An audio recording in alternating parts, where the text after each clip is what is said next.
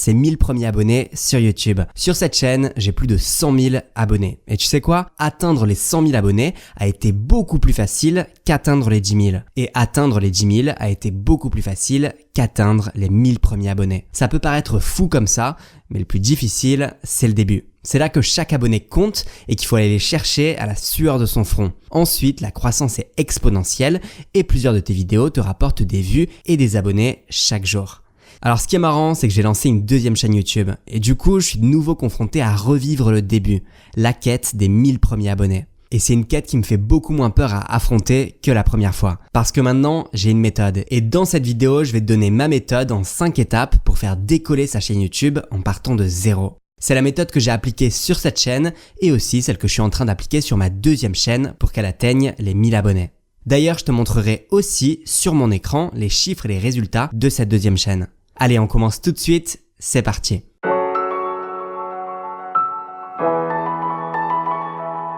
Alors la première étape, c'est de garder sa chaîne secrète. Je sais, ça peut paraître un peu bizarre au début, là où normalement on te dit de partager un maximum ta chaîne YouTube, que ce soit à ta famille, à tes amis, de vouloir du coup la garder secrète et de pas la partager à ce cercle d'amis que tu peux avoir.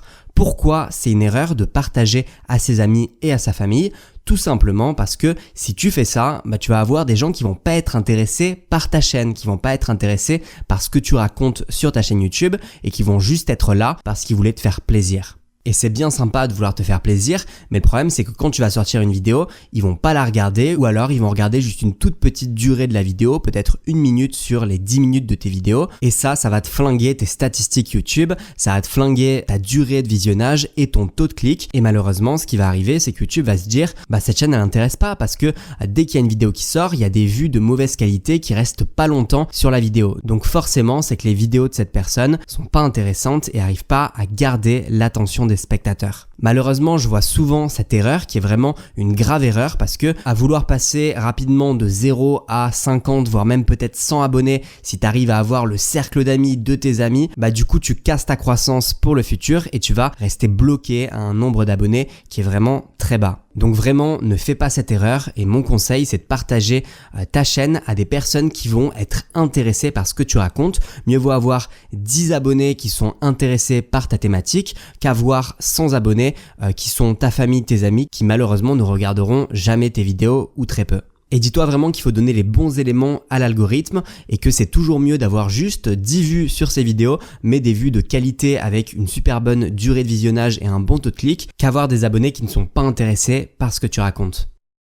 La deuxième étape, c'est de chercher les bons sujets de vidéos sur YouTube. Pour ce faire, je te conseille de chercher les mots-clés qui intéressent directement sur YouTube avec une petite extension qui s'appelle TubeBuddy. Je te mettrai du coup le lien de cette extension directement dans la description de cette vidéo. Et tu vois que dès que tu fais une recherche, par exemple, apprendre à jouer du piano, tu vois que tu as le volume total de recherche, tu as un score qui s'affiche, tu as les recherches par mois. Donc là, on te dit qu'il y a 8000 recherches sur ce sujet-là.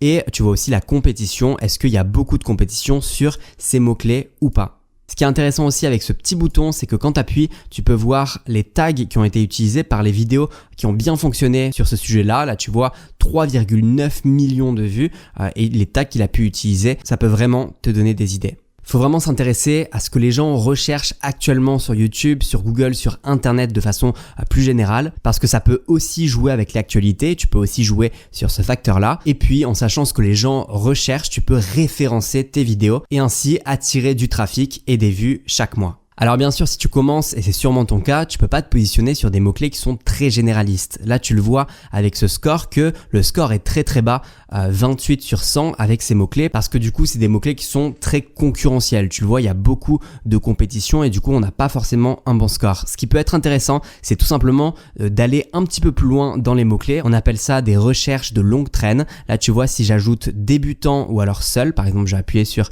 apprendre à jouer du piano seul et tu peux voir que du coup, c'est beaucoup plus intéressant parce que il y a une compétition qui est beaucoup plus intéressante. En fait, il y a tout simplement moins de compétition et il y a un volume de recherche qui est quand même assez satisfaisant satisfaisant, qui est même très très bon. Ça te permet de quand même te positionner sur des mots-clés, même si tu as une toute petite chaîne, et mieux vaut avoir une bonne part d'un petit gâteau que aucune part du tout d'un très gros gâteau. Ça sert à rien vraiment de se positionner sur des mots-clés où tu pourras pas, c'est mort, parce qu'il y a des trop grosses chaînes qui sont sur ces mots-clés, pour l'instant en tout cas. TubeBuddy, c'est super bien fait pour ça, parce que ça prend tout simplement en compte la puissance de ta chaîne, la thématique de ta chaîne, combien de vidéos tu as fait sur cette thématique, et ça donne un score qui est vraiment personnalisé pour ta chaîne. Alors pas ce score exactement ici, mais c'est si je clique ici pour weighted, je pourrais voir en gros unweighted, c'est pas personnalisé pour ta chaîne, c'est généraliste, et weighted, c'est vraiment pour ta chaîne. Regarde, je te montre un exemple sur apprendre à jouer du piano. En unweighted, je suis à 35 sur 100 et en weighted, je suis encore moins, 26 sur 100, tout simplement parce que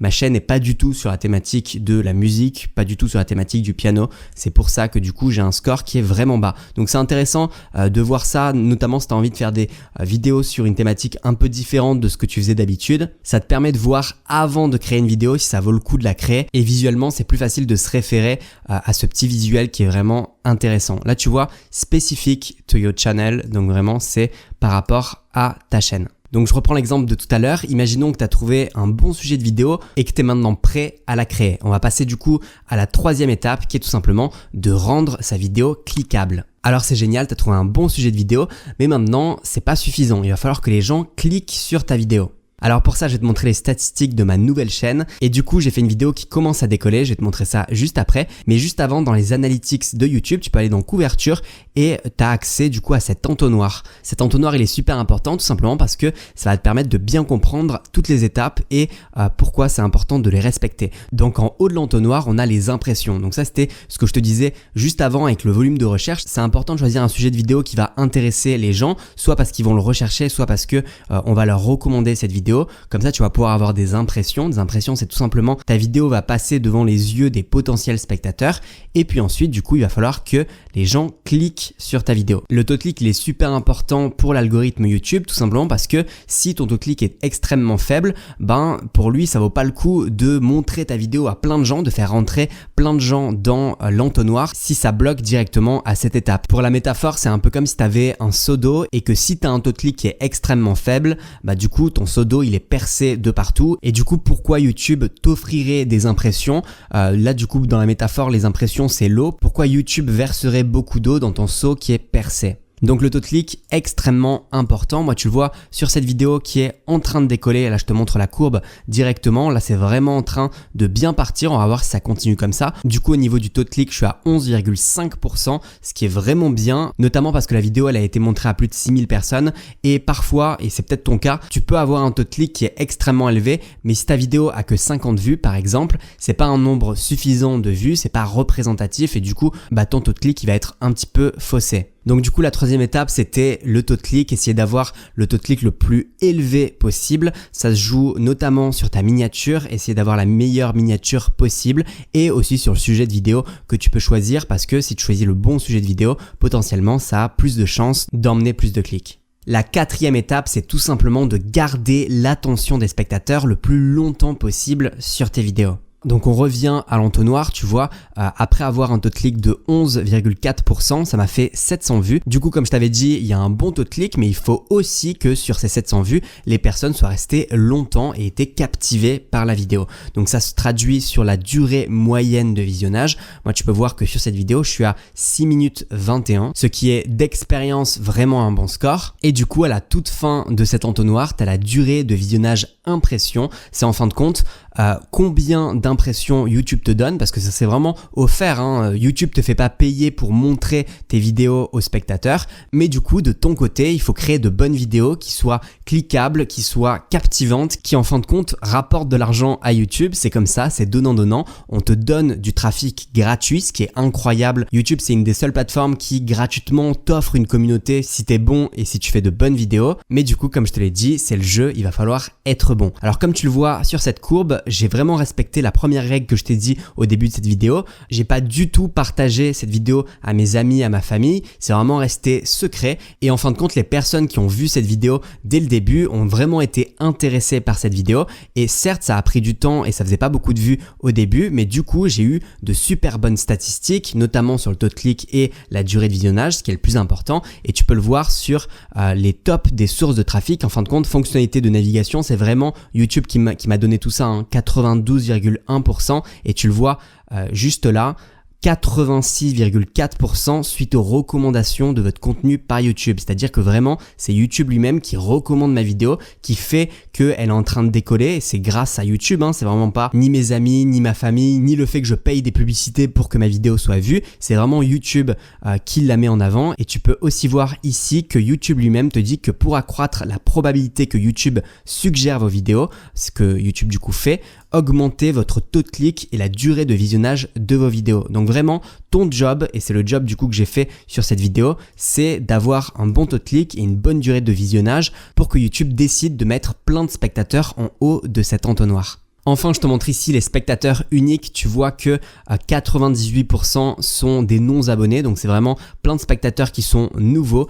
Et moi, je serais pas étonné que cette vidéo continue sa montée fulgurante. Là, pour l'instant, elle est à 1229 vues, ce qui est pas énorme, bien entendu. Mais si elle continue à monter de façon exponentielle, c'est pas déconnant qu'elle arrive à atteindre les 10 000 vues très bientôt.